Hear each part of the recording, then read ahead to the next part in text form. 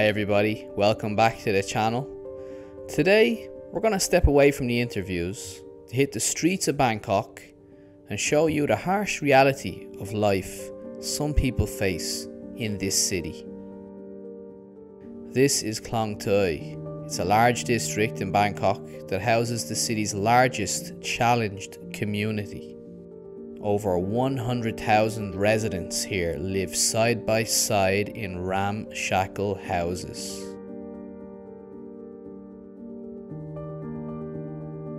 The pandemic hit this area really hard. Many people lost their jobs and struggled to put food on the table.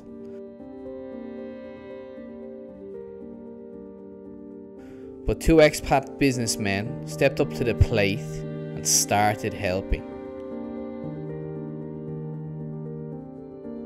These guys founded the Bangkok Community Help Foundation, which is carried on to this day. Their names are Greg and Friso, and this video is all about a day in their life and the battles they face on a typical day in Bangkok.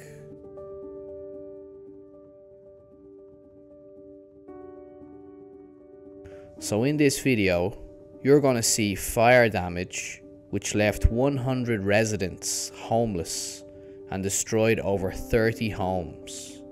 You're also going to witness the saddest and most tragic scene I've ever witnessed in my 12 years of living in Thailand.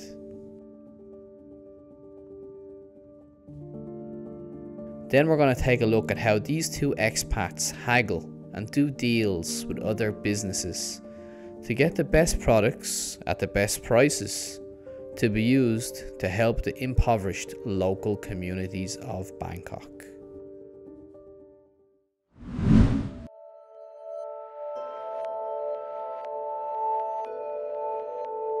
Before we talk to the two guys, let me first show you an area of ramshackle wooden houses that I was telling you about earlier. These houses were destroyed by a fire, leaving 100 people homeless. And this is a terrible sight to see. These people have lost it all.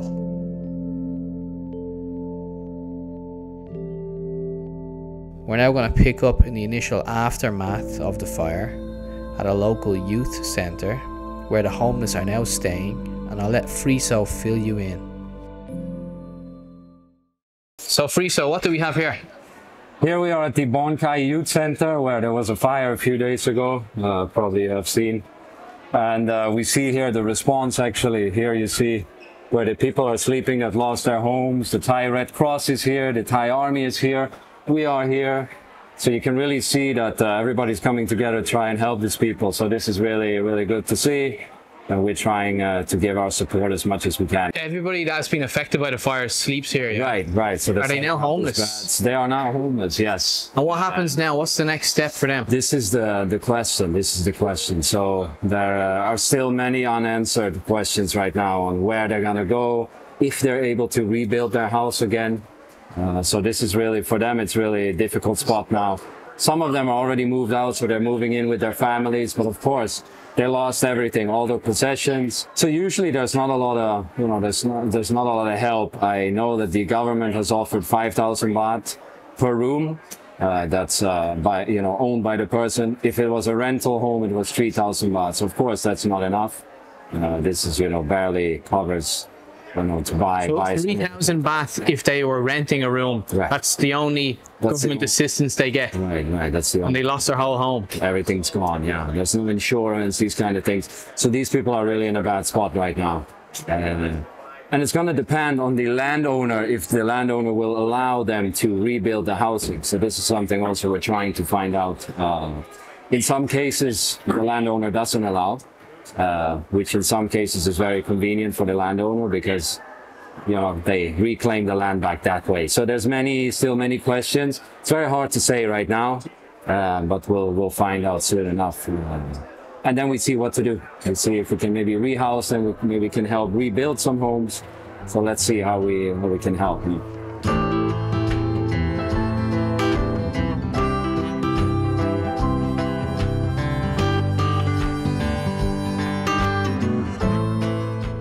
So for the next hour, The lads assessed the situation, what needed to be done, and how they were going to do it. And then it was time to hit the road and move on to the next activity of the day. These guys cover a lot of ground in just one day, constantly moving from one activity to the other, all the time helping people. Well, what a day it's been so far. So we're down in the Ratcha Damnun area of Bangkok. There's a big long queue of people here waiting to get food. The lads are donating food. There's a group of volunteers helping them as well. It's a sad sight to see. You know, a lot of people think that just because COVID is finished that people are not hungry. There are still people hungry here and still feeling the effects of COVID. And obviously there are people that are homeless before COVID as well, and they're still getting fed. We're here every day helping the hardworking and homeless that are living around here. Since COVID, a lot of people have come here to find refuge. They're either sleeping under the bridge or they're sleeping here around the avenue. And we're here, this is day 55 of non-stop efforts to come and help these people. We have 500 meals with us, we have water, we have diapers for the kids. How many people are you going to feed here today? It's around, say, 200-300 people a day. It's 2 meals each. You see here how long the line is already. So yeah, this is what we're doing every day. We're here together with a team of volunteers, which help us every day. Different volunteers from all over the world. You see all ages. So it's really cool. This is really what we're all about. We're Bangkok Community Help. We're a community, and everybody is welcome to come and help as well. So if you're watching this, come and help out. I mean, you heard it. Right. Shout out. If you're watching this, come down, help out. I'll leave the links in the description so you know the address and all that stuff. Awesome. Thank you.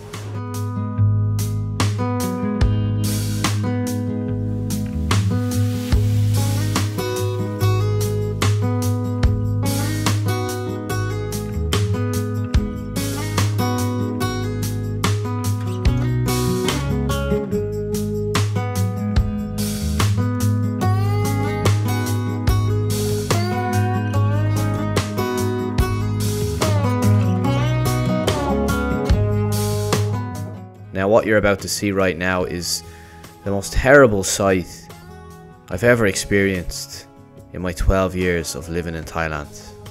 And I'm gonna let Greg explain what's going on.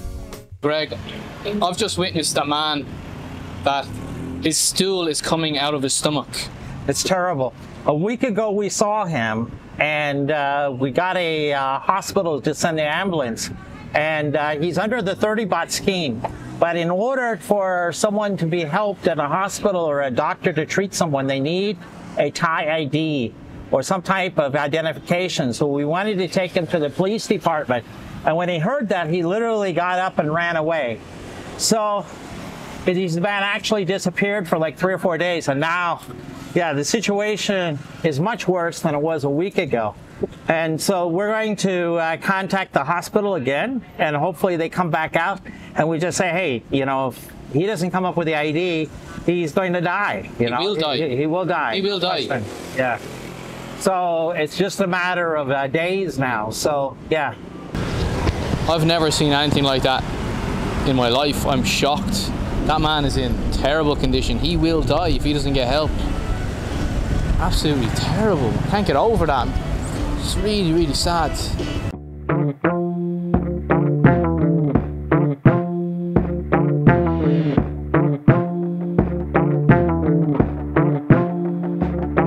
And we're off to a new location in the city because the two lads are looking to buy a fire pump. You saw earlier in the video the damage a fire can cause to a local community. Well, the two guys are looking to buy a fire pump so the local communities can fight further fires. But as always in Thailand, if you want to buy something, you need to be able to haggle and get the best price possible. And that's what's going on here.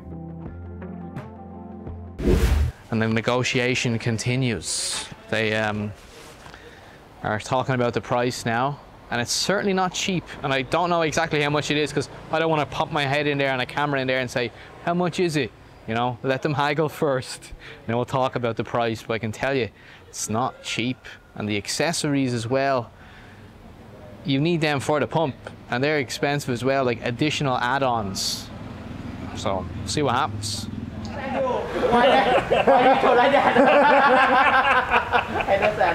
Maybe tomorrow, bro. Okay. Well, I try to help them too. Couple of jokes, everything, ease everything up. Okay. Yeah. Thank you. We got a deal. how we doing? We got a deal. Fill you in a second. What have you bought? So we just bought the new fire pump. It's right there. We got a good price on it because we brought in some artillery here. The king of closing deals. How much was it? 26,000, huh? Oh, wow, 26,000 For the machine. pump. And then we negotiated off the rest of the stuff, so it was like 33,600. My lucky number is 336 or 136, and so his lucky number was 3, and so they wanted like 35,000, so we kind of settled. So how important are donations for you to continue this work? Incredible. Because now we have 2 more communities that we have to equip these people so they're not fighting in a t-shirt, right? If you're fighting in a t-shirt and there's a huge fire, I mean, God help you, right? So it's our responsibility, that was the wish, was to equip people to fight the fires, because we've seen what's happens just 2 or 3 days ago. And so yeah, we have to buy another pump, and we have to buy 3 more uniforms at 2 more communities. So if someone's watching this and they want to donate, how do they do it? We're going to have a link down below. In the description. And it'll be in the description. Yeah. So if you pay by credit card, because you don't have a Bangkok bank, you can go ahead and do the Weeboon. We have actually a Weeboon account set up for fire. Okay, so you just. But it's not only fire. I mean, what you've seen today, it's like we've been in, we did our survival bags, we did the food. Everything is based, and it can only be done with donations. Absolutely. So every donation counts. Everything matters so much. If you want your money to go towards, your donation to go towards food, or if you want to go please put it in the notes. They always have like a memo, and put it in there, and then we always will direct it to wherever you want. Okay. Thank you so much. Thank you, guys. Thanks. So folks, you can get an idea of how important donations are to these guys. Buying fire equipment, donating food, and many other things. I mean, they got big plans ahead. So I'm going to leave links in the description. And if you're interested in donating, click the links in the description. You'll be helping people out absolutely, for sure. What a day it's been. These guys haven't eaten all day. You believe that? They haven't stopped all day to eat. And we've been going for the last 8-9 hours. So they're doing good work here. These lads, they're doing good work, Fair play to them. Anyway, we're going to leave it there, folks. Subscribe to the channel, hit the like button, leave us a comment. I'll see you on the next one. Thanks very much. If you got this far in the video, I appreciate it. Cheers.